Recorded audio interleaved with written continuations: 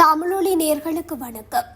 இன்றைய இரவு நேர பிரதான செய்திகள். முதலில் தலைப்புச் செய்திகள். அரசு ஊழியர்களுக்கு ஜனாதிபதி வெளியிட்ட மகிழ்ச்சியான அறிவிப்பு. உயர்தர பரீட்சையில் சிறந்த பெறும் மாணவர்களுக்கு மகிழ்ச்சி தகவல். விவசாயிகளுக்கு கிடைக்கவுள்ள படம் வெளியான மகிழ்ச்சி தகவல்.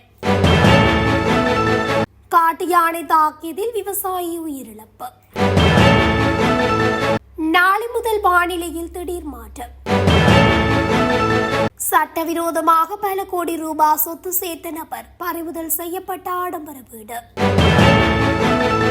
முன்னாள் எம்பி அமரகீர்த்தி படுகொலை 12 பேருக்கு மரண தண்டனை விதித்து அதிரடி தீர்ப்பு.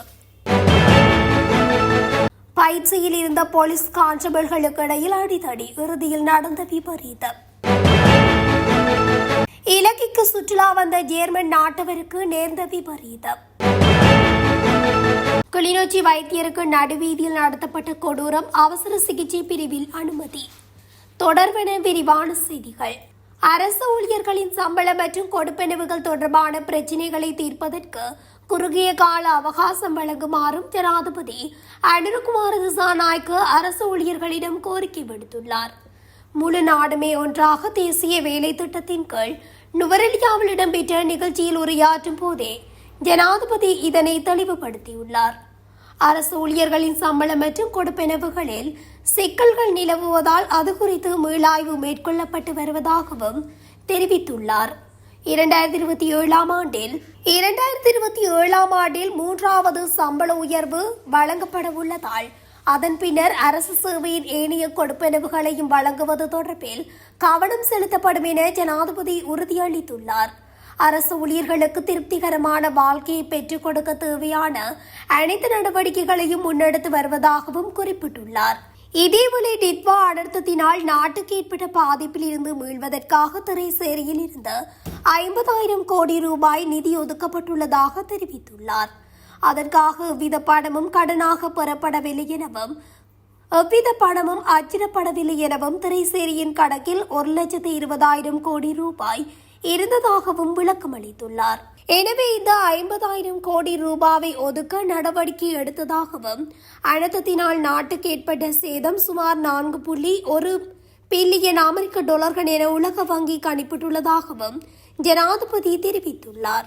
உயர்தர பரீட்சையில் சிறந்த பெறுபவர்களை பெறும் மாணவர்களுக்கு புலமை பரிசில் வழங்குவதற்கான புதிய முயற்சியை கல்வி அமைச்சு அறிவித்துள்ளது. அதன்படி காப்போத உயர்தர பரீட்சையில் அதிக இசட் புள்ளிகளை பெற்றுக் கொள்பவர்களுக்கே இவ்வாறு புலமை பரிசில் வழங்கப்பட உள்ளதாக தெரிவிக்கப்படுகின்றது.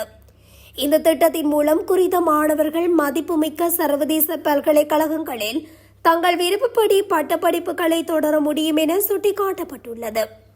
குறித்த திட்டத்தின் கீழ் வெளிநாட்டு பல்கலைக்கழக பட்டப்படிப்புகளுக்காக மொத்தம் 200 புலமை பரிசில்கள் வழங்கப்படும் என பிரதி அமைச்சர் மதுர செனவரத்ன தெரிவித்துள்ளார். அந்த வகையில் புலமை பரிசில் திட்டத்தின் மூலம் கட்டத்தின் கீழ் 32 மாணவர்கள் ஏற்கனவே தேர்ந்தெடுக்கப்பட்டுள்ளதாக தெரிவிக்கப்படுகின்றமை குறிப்பிடத்தக்கது. நெல்வளா கங்கைக்கு குறுக்கே தடுப்பு அமைத்திருப்பதால் ஏற்பட்ட பயிர் சேதத்திற்கு விவசாயிகளுக்கு இழப்பீடு வழங்க நடவடிக்கை எடுக்கப்பட்டுள்ளதாக வேளாண் மற்றும் விவசாயிகள் காப்பீட்டு வாரியம் தெரிவித்துள்ளது. 2026 ஆண்டு வரவு செலவு திட்டத்தில் இதற்காக 1,200 மில்லியன் ரூபாய் ஒதுக்கீடு செய்யப்பட்டுள்ளதாக வாரியம் தெரிவித்துள்ளது. தடுப்பு காரணமாக வெள்ளத்தின் போது தங்கள் பயிற்சிய நிலங்கள் வெள்ளத்தில் மூழ்குவதாக விவசாயிகள் 2019 முதல் முறைப்பாடு அளித்து வருவதாக தெரிவிக்கப்பட்டுள்ளது. அதன்படி 2019 ஆண்டு பெரும்போகத்தில் இருந்து 2022 ஆண்டு பெரும்போகம் வரை 7 பருவங்களுக்கு நில்வள ஆற்றின் குறுக்கே தடுப்பு அமைப்பதால் ஏற்பட்ட பயிர் சேதத்திற்கு நெல் விவசாயிகளுக்கு 1,200 மில்லியன் ரூபாய் இழப்பீடு வழங்கப்பட உள்ளதாக விவசாய மற்றும் விவசாயிகள் காப்பீட்டு வாரியம் மேலும் தெரிவித்துள்ளது. இதன்போது விவசாய அபிவிருத்தி திணைக்களம் மற்றும் மாத்தறை மாவட்ட செயலகம் மூலம் இழப்பீடு வழங்க நடவடிக்கை எடுக்கப்பட்டுள்ளதாக தெரிவிக்கப்படுகிறது. இகலகும்புக்பெவ பகுதியில் காட்டு யானை தாக்கியதில் விவசாயி ஒருவர் உயிரிழந்துள்ளார். நேற்றிரவு 8 மணியளவில் அவரது சோள தோட்டத்துக்குள் புகுந்த காட்டு யானையை விரட்ட முயன்ற போது இச்சம்பவம் நிகழ்ந்துள்ளது. கடுமையான காயங்களுக்குள்ளான நபரை சூரியவிவ பிராந்திய வைத்தியசாலைக்கு கொண்டு சென்ற போதும் அவர் ஏற்கனவே உயிரிழந்து விட்டதாக வைத்தியசாலையில் உறுதிப்படுத்தியுள்ளனர். அதேவேளை குறித்த பகுதியில் மாலை 6 மணிக்கு மேல் காட்டு யானைகளின் நடமாட்டம் அதிகரித்த வண்ணம் இருப்பதாக பிரதேசவாசிகள் அச்சம் வெளியிட்டுள்ளனர். தற்போது நாட்டில் நிலவி வரும் வறட்சியான வானிலையில் நாளை முதல் மாற்றத்தை எதிர்பார்க்கலாம் என வளிமண்டலவியல் திணைக்களம் தெரிவித்துள்ளது.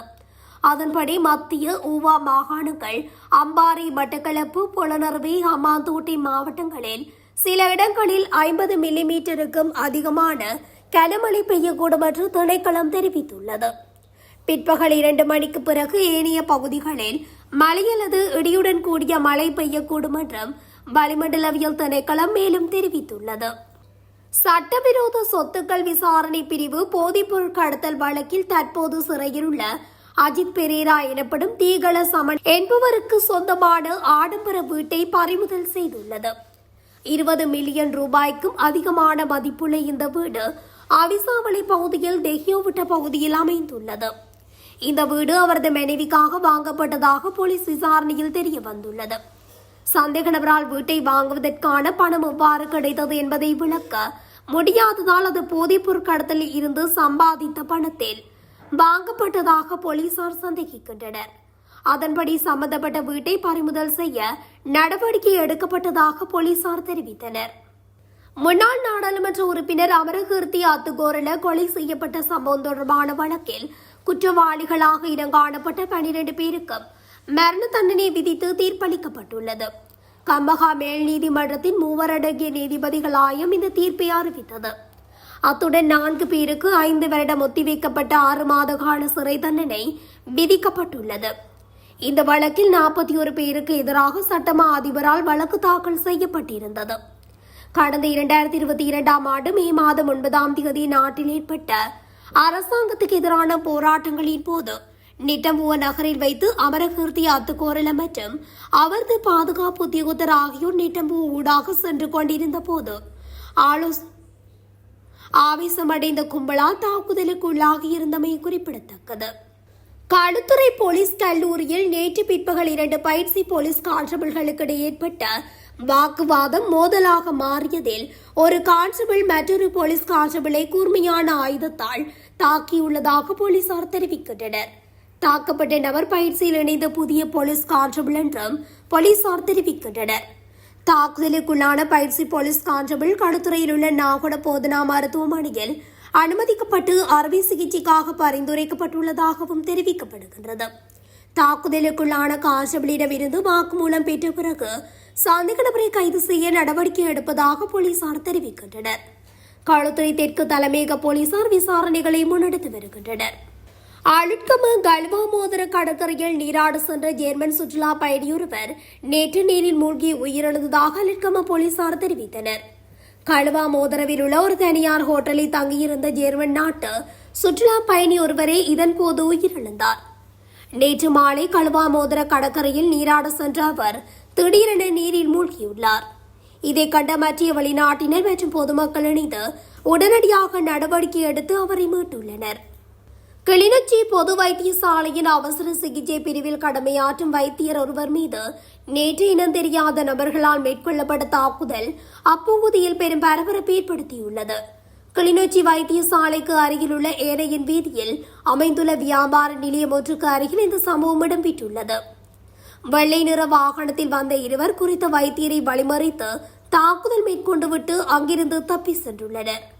தாக்குதலுக்குள்ளான வைத்தியர் பலத்த காயமடைந்த நிலையில் தற்போது கிளிநொச்சி பொது வைத்தியசாலையின் அவசர சிகிச்சை பிரிவில் அனுமதிக்கப்பட்டு சிகிச்சை பெற்று வருகின்றார். சக வைத்தியர் ஒருவரே அதே பிரிவில் சிகிச்சைக்கு அனுமதிக்கப்பட்டுள்ளமை வைத்தியசாலை ஊழியர்களிடையே சோகத்தையும் அதிர்ச்சியும் ஏற்படுத்தியுள்ளது. இச்சம்பவம் தொடர்பில் கிளிநொச்சி போலீஸ் நிலையத்தில் உத்தியோகபூர்வமாக முறைப்பாடு செய்யப்பட்டுள்ளது.